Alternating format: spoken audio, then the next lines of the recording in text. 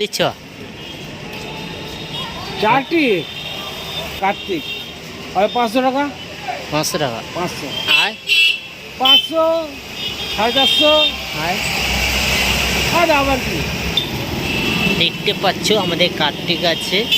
এই যে সব রকম কার্তিক দেখতে পাচ্ছ, অলরেডি দেখতে পাচ্ছ আমাদের সব রকম কার্তিক রাখা হয়েছে।